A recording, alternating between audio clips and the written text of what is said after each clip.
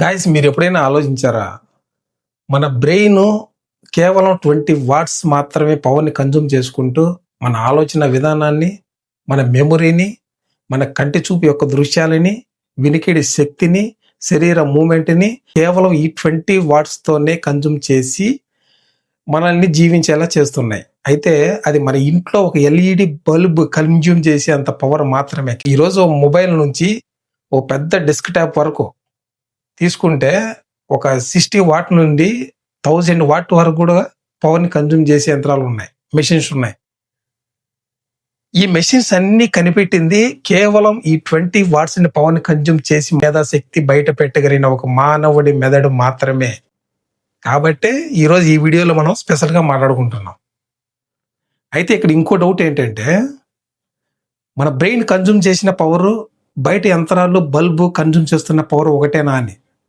ఒకవేళ ఒకటే అయితే మన శరీరంలో కూడా పవర్ ఉన్నట్లే. అదే పవరు ఒక బల్బుని ఒక యంత్రాన్ని నడిపిస్తుంది.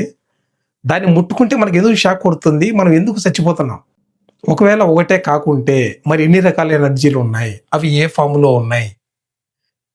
మన శరీరంలో ఉండే ఎనర్జీ ఒక యంత్రంలో బల్బులో ఉండే ఎనర్జీయే కాకుండా సూర్యుని నుంచి వచ్చే లైట్ మన కంటికి కనిపించకుండా, మన స్పర్శకు తెలియకుండా, మన సైంటిస్టులకు కూడా అంతు చిక్కకుండా దాగి ఉన్న డార్క్ ఎనర్జీ ఇవన్నీ ఒకటేనా లేదా వేరువేరా అనేది ఈ వీడియోలో ఇన్ డీటెయిల్గా మాట్లాడుకునే ప్రయత్నం చేద్దాం.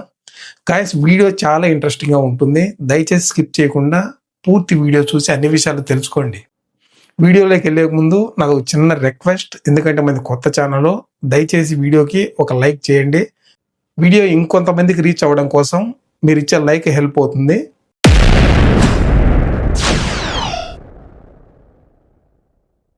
బేసిక్గా సైన్స్లో ఒక ప్రిన్సిపల్ ఉంది, కన్సర్వేషన్ ఆఫ్ ఎనర్జీ అని. దీని అర్థం ఏంటంటే ఎనర్జీ రూపం మార్చుకుంటుంది కానీ మొత్తం ఎనర్జీ యూనివర్సల్గా ఎప్పుడు నిలిచే ఉంటుంది అని. అంటే సూర్యుని నుంచి వచ్చే లైట్ హీట్ని ప్రొడ్యూస్ చేయగలదు, హీట్ ఎలక్ట్రిసిటీని ప్రొడ్యూస్ చేయగలదు, ఈ ఎలక్ట్రిసిటీ అనేది మోషన్ని ప్రొడ్యూస్ చేయగలదు, కెమికల్ ఎలక్ట్రాన్ అనేది బయో సిగ్నల్స్ని ప్రొడ్యూస్ చేయగలదు అని. దీని అర్థం ఏంటి? మొత్తం అంతా ఒకటే ఎనర్జీ అయినా వాటి రూపాలు మాత్రం మారుతూ ఉంటాయి. మన శరీరంలో ప్రొడ్యూస్ అయ్యే పవరు పొటాషియము, మెగ్నీషియము, సోడియం లాంటి ఒక బయో కెమికల్స్ అనేటివి మూవ్ అవ్వడం కారణంగా దాని నుంచి ఎనర్జీ అనేది ప్రొడ్యూస్ అవుతుంది. దాన్ని శరీరము చాకచక్యంగా యూటిలైజ్ చేసుకుంటుంది. మన శరీరము దాన్ని యూటిలైజ్ చేసుకునే విధానంగానే డిజైన్ అవ్వబడింది. బల్బుకి ఉపయోగించే పవరు, యంత్రాలకి, మొబైల్స్కి, ల్యాప్టాప్స్కి, డెస్క్టాప్స్కి ఇలాంటి వాటన్నిటికీ ఉపయోగించే పవరు ఎలక్ట్రాన్ పార్టికల్స్ నుంచి ప్రొడ్యూస్ చేయబడిన పవర్. అది లక్షల రేట్లోనే ఎక్కువ ఉంటుంది. బయోకెమికల్స్ అనేది దాంతో పోలిస్తే చాలా చాలా చాలా తక్కువ, చాలా మినిమల్ అది. సో ఇక సూర్యుడి నుంచి వచ్చే ఎనర్జీ పూర్తిగా వేరు. దాన్ని ఎలక్ట్రాన్ మ్యాగ్నెటిక్ రేడియేషన్ అంటారు, కాంతి తరంగాలు. వీటిని పోటాన్స్ అంటారు. పోటాన్స్కి మాస్ ఉండదు, ఛార్జ్ ఉండదు.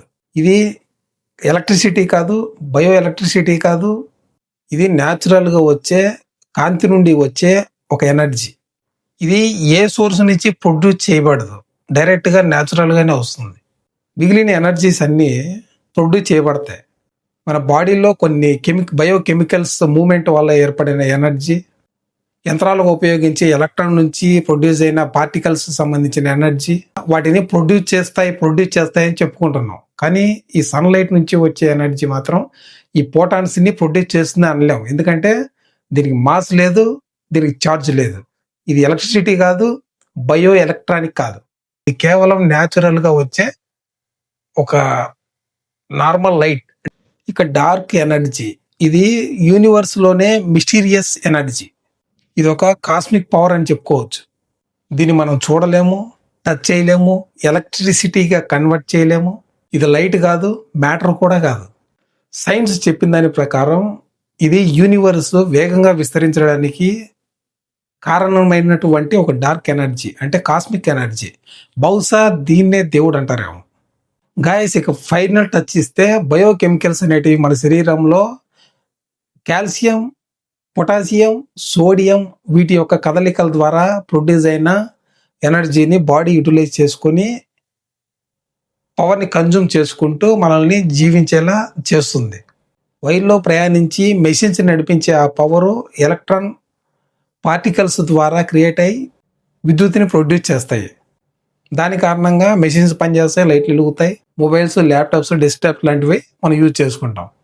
సూర్యుడి నుంచి వచ్చే ఫోటాన్స్ హీట్ని ఇస్తాయి, విజన్ ఇస్తాయి, మొక్కలకి ఆహారాన్ని ఇస్తాయి, సోలార్ ప్లాంట్స్కి ఎలక్ట్రిసిటీని ఇస్తాయి. కాబట్టి సన్లైట్ ఎలక్ట్రోమాగ్నెటిక్ ఎనర్జీ. ఇక డార్క్ ఎనర్జీ అంటే అది ఇంతవరకు మన సైంటిస్టులకు కూడా అంతు చిక్కని ఒక ప్రధానమైన విషయం. దాన్నే కాస్మిక్ ఎనర్జీ అని కూడా అనొచ్చు, ఒక అతీత శక్తి.